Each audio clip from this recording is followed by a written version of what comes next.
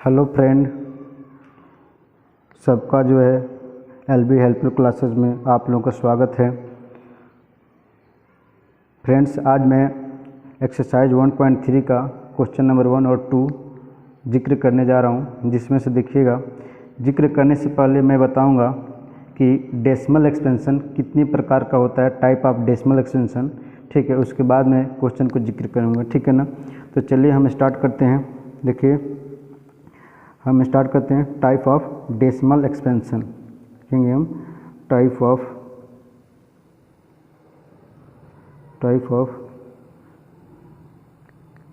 Decimal expansion. हमारे पास decimal expansion कितने होते हैं, कितने प्रकार के होते हैं expansion, decimal expansion type of decimal expansion कितने तरह के होते हैं, ठीक है दोस्तों। चलिए देखिए दोस्तों, जो डेसिमल एक्सपेंशन होता है, डेसिमल एक्सपेंशन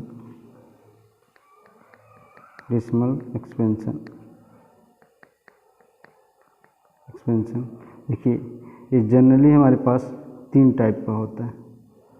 क्या होता है? 3 टाइप का। क्या होता है? 3 टाइप का, ठीक है। ये क्या होता है? एक टर्मिनेटिंग होता है, टर्मिनेटिंग डेसिमल एक्सपेंशन। जैसे टर्मिनेटिंग डेसिमल एक्सपेंशन कि हमने क्या किया, देखिए कि अगर मैंने डिवाइड किया, किसी संख्या को डिवाइड किया, जैसे 7/2 है, अगर इसको डिवाइड करेंगे, ठीक है, तो ये है 3.5 पाएगा, यानी कि ये क्या होगा, टर्मिनेट हो गया, अब आगे नहीं बढ़ेगा। तो एग्जाम्पल ये है इसका, ये हमारे पास क्या होगा, टर्मिनेट हो गया, तो इसको बोलते हैं टर्मिनेटिंग डेसिमल एक्सपेंशन, ठीक है। एग्जाम्पल के लिए था। उसी तरह से हमारे पास आता है नॉन टर्मिनेटिंग।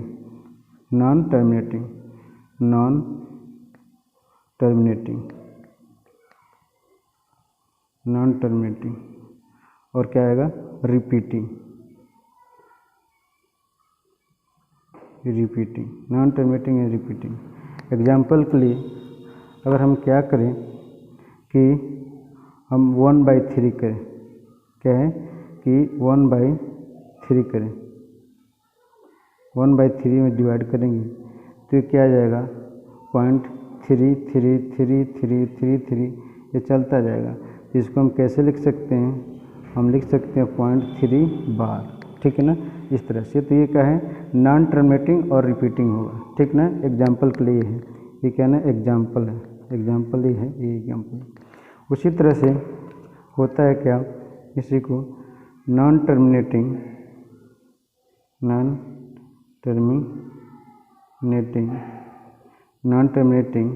और क्या होता है, नॉन रिपीटिंग।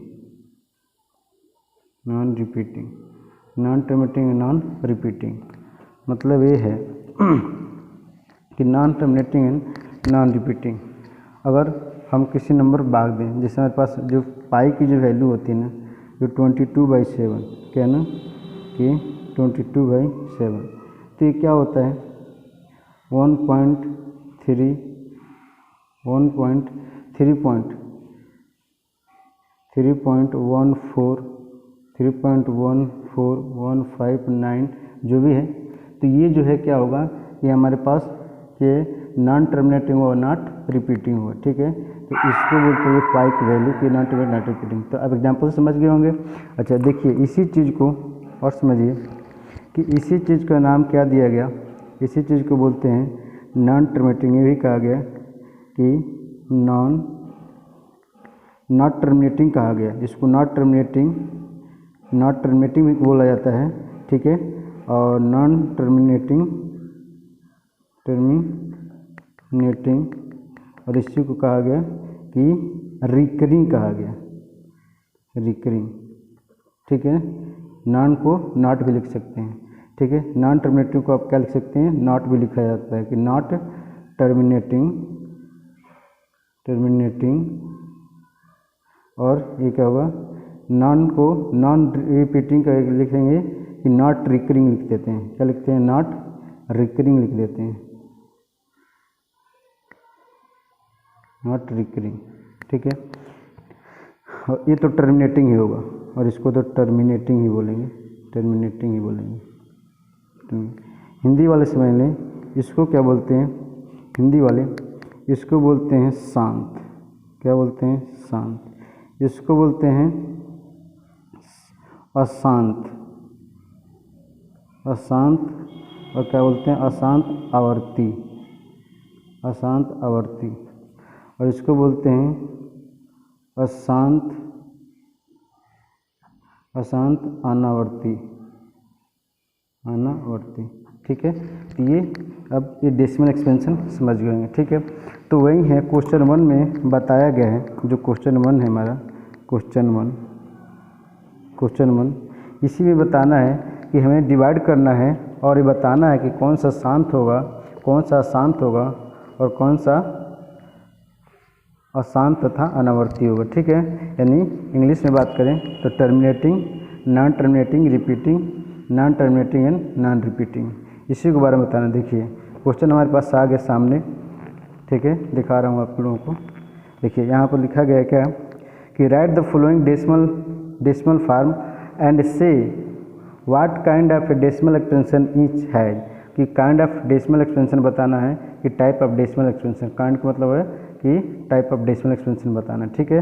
तो हम एक एक करके इसको जिक्र कर लेते हैं, ठीक है। हम पहला क्वेश्चन लेते हैं ये, ठीक है। तो आप जानते हैं कि 36/100 है। आप इसको डायरेक्ट चाहें तो डायरेक्ट भी लिख सकते हैं, या लिख सकते हैं 0.36, या इसको डिवाइड कर दीजिए, क्या है कि 36 में 100 से डिवाइड कीजिएगा, क्या है 100 से डिवाइड कीजिएगा, ठीक है। तो यहाँ क्या होगा, दशमलव लगा करके दशमलव लगाइएगा और क्या होगा, यहाँ पर 0 बढ़ाइएगा, 3 टाइम जाएगा 300 हुआ, ठीक है। ये 0 आया, ये 6 आया, ठीक है। फिर दशमलव लगा तो 0 बढ़ाने का अधिकार होता है, तो क्या 6 टाइम जाएगा 600 आ गया, पूरा का पूरा कैंसिल होगा। तो हमारे पास इसको क्या लिखेंगे, ये लिखेंगे टर्मिनेटिंग, क्या लिखेंगे? टर्मिनेटिंग, टर्मिनेटिंग, ये टर्मिनेटिंग डेसिमल एक्सपेंशन है, ठीक है दोस्तों। अब देखिए ये क्वेश्चन पहला था, पहला का पहला। अब क्वेश्चन सेकेंड लेते हैं। क्वेश्चन सेकेंड है 1/11। तो हम क्या करते हैं, 1 में 11 से डिवाइड करते हैं, ठीक है। पॉइंट लगाएंगे, 0 बढ़ाएंगे, ठीक है ना। भाग नहीं जाएगा, डिवाइड नहीं होगा तो एक 0 बढ़ा के एक और 0 बढ़ाएंगे, तो हमारे पास होगा कि 11×9 99, ठीक है ना। अब मुझे हिंदी में टेबल पढ़ना सूटेबल लगता है, आप इंग्लिश में पढ़ सकते हैं, कोई प्रॉब्लम नहीं, ठीक है।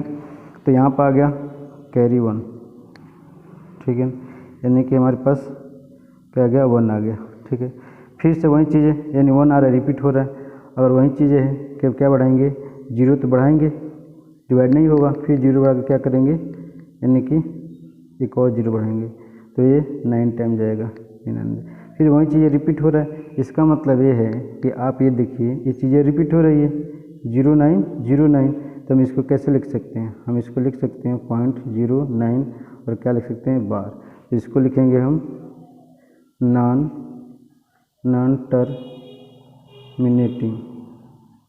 टर्मिनेटिंग और क्या लिखेंगे, रिपीटिंग। नॉन टर्मिनेटिंग क्या होगा, रिपीटिंग, ठीक है। उसी तरह से क्वेश्चन नंबर थर्ड में देखिए, क्वेश्चन नंबर थर्ड में देखिए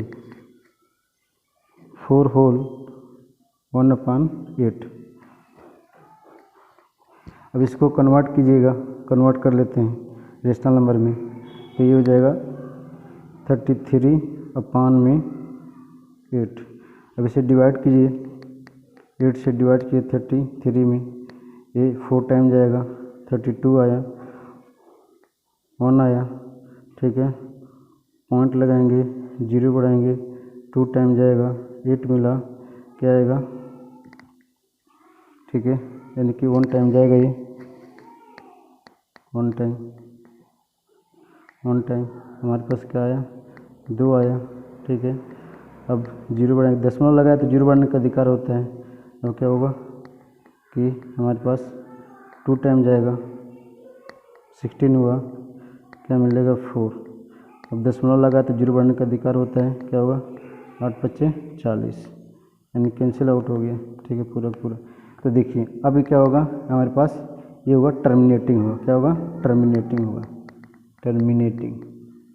ठीक है, इसको लिखेंगे, ये टर्मिनेटिंग हो गया। आगे आगे देख लेते हैं। देखिए दोस्तों, क्वेश्चन नंबर 1 का चौथा 3 बाई कितना है 13 है। इसको डिवाइड किया मैंने, ठीक है ना, इसको डिवाइड किया तो देखिए डिवाइड करते करते पता चला कि लास्ट में मुझे फिर से रिमाइंडर का आ गया 3 आ गया। इसका मतलब ये है कि फिर से रिपीट होगी। आप करके देखिएगा, ऐसा ही होगा। ठीक है, अगर कोई प्रॉब्लम होता हो तो आप सेक्शन में आप जो कमेंट में जो है कमेंट सेक्शन में आप कमेंट कर दीजिए कि कोई प्रॉब्लम हो तो उसको मैं रिसॉल्व कर दूंगा। ठीक है ना, कोई भी प्रॉब्लम हो तो आप कमेंट करके बता दीजिए कि क्या प्रॉब्लम है, और फिर मैं इसको वीडियो बना दूँगा। ठीक है ना, तो चलिए ये देखिए, अगर 3 आ गया फिर से रिपीट हो रहा है यही चीज़ें, तो इसका मतलब है कि फिर से वो रिपीट होने वाला है। तो हम इसको क्या लिख देंगे, यहाँ पर बार लगा देंगे, ऊपर बार लगा देंगे। जैसे बार लगाएंगे, बार लगाने के बाद यहाँ पर क्या हो जाएगा, इसको लिखेंगे, क्या लिखेंगे कि नॉन टर्मिनेटिंग,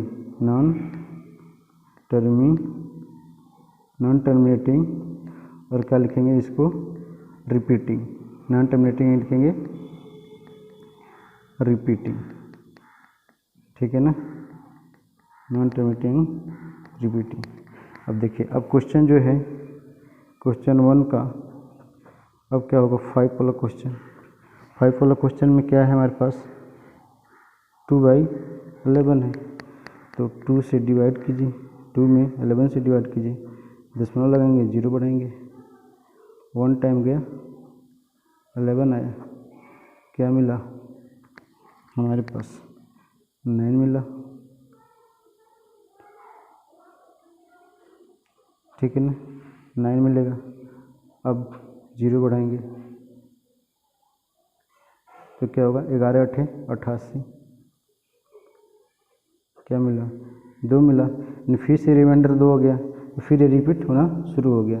तो इसका मतलब ये है कि वो चीज़ें फिर रिपीट होगी इस तरह से। तो हम इसको क्या लगा देंगे, इसको 18 पे बार लगा देंगे, ऐसे लिख देंगे 18 पे बार। जब 18 पे बार हो गया तो लिखेंगे कि नॉन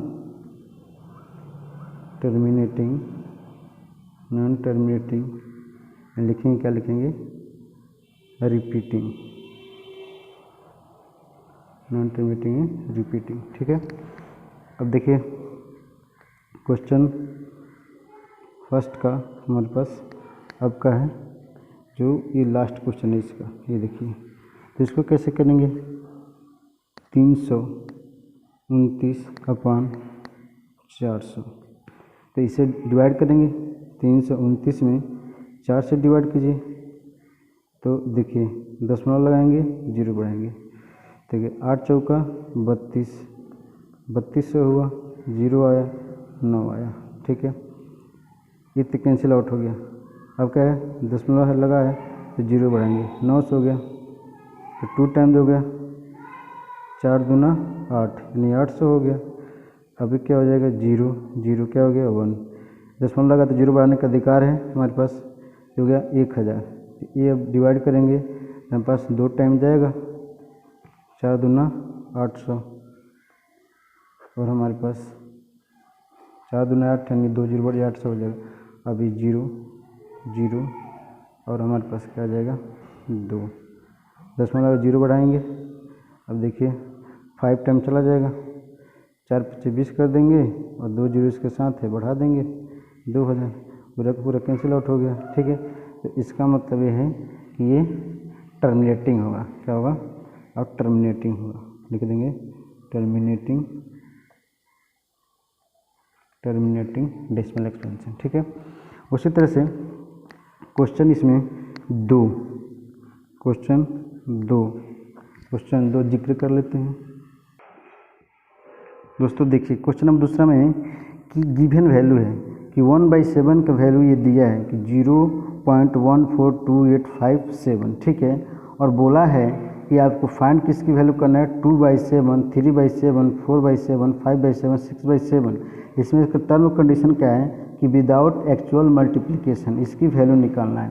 तो देखिए अब इसका कहने का मतलब एक्चुअल मल्टीप्लिकेशन का मतलब है कि लॉन्ग डिवीजन मेथड, ठीक है ना। अब इसका कहने का मतलब ये है कि अगर एक्चुअल मल्टीप्लिकेशन करते हैं तो इसका मतलब ये है कि आप क्या कीजिए कि 2 में 7 से डिवाइड कीजिए और इसको निकालिए, फिर आप 3 में 7 से डिवाइड कीजिए और इसकी वैल्यू निकालिए। तो ये एक्चुअल है, लेकिन ऐसे नहीं करना है। वो कह रहा है कि कुछ ऐसा कीजिए कि जो आसानी से वैल्यू निकल जाए। तो देखिए अब इसका मैं तरीका होता है कैसे निकालना। अगर मुझे मान लीजिए कि 2/7 की वैल्यू निकालनी है, तो आप ये बताइए क्या इसको हम ऐसे लिख सकते हैं 2 × 1/7 लिख सकते हैं ना, 2 × 1/7। अब बताइए 2 और 1/7 की वैल्यू क्या दिया है, ये दिया है, ये दिया है, क्या दिया है हमारे पास 0.14285 ठीक है।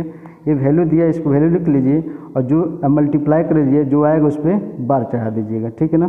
तो मैं क्या है कि इसकी वैल्यू लिख करके मल्टीप्लाई कर रहा हूँ, जो भी आंसर आएगा उसके ऊपर बार चढ़ा दूँगा।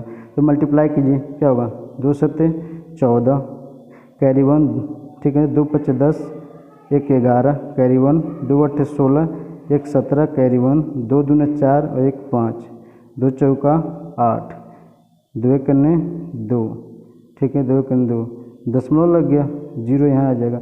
अब इसे क्या कीजिए बार चढ़ा दीजिए, ये क्या है इसका बस यही इसका आंसर आ गया 2/7 का।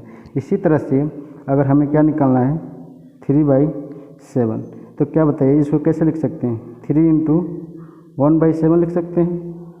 हो गया 3 × में 1/7 की वैल्यू क्या है, ये है ना कि 0.14285 और मल्टीप्लाई कीजिए, इसके बाद बार चढ़ा दीजिएगा, ठीक है। तो मल्टीप्लाई करें 7 × 3 = 21 कैरी 2, 3 × 5 = 15, 2 × 17 कैरी 1, ठीक है ना, 8 × 3 = 24, 1 × 25, 25 × 5 कैरी 2, 3 × 2 = 6, 2 = 8, ठीक है ना, 3 × 4 = 12 का 2 कैरी 1, 3 × 1 = 3 और 1 × 4, ठीक है, हो गया। उसके बाद से दशमलव लगा दीजिए, ये 0 है। अब इसमें क्या चाहिए बार चढ़ा दीजिए, ठीक है। तो दोस्तों समझ गए होंगे कि 2/7 कैसे किए 3/7।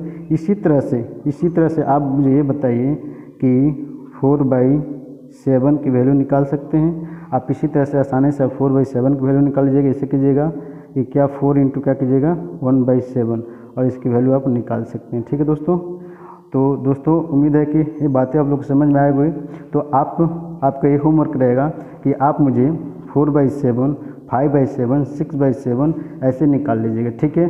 अगर नहीं निकल पाता है तो आप हमें कमेंट करके बताइए कि क्या प्रॉब्लम है। अगर कुछ भी प्रॉब्लम हो तो हमें कमेंट कर दीजिए, मैं उसका सोल्यूशन ज़रूर निकालूंगा, ठीक है दोस्तों। तो इस वीडियो में इतना ही, थैंक यू, मिलते हैं अगले वीडियो में।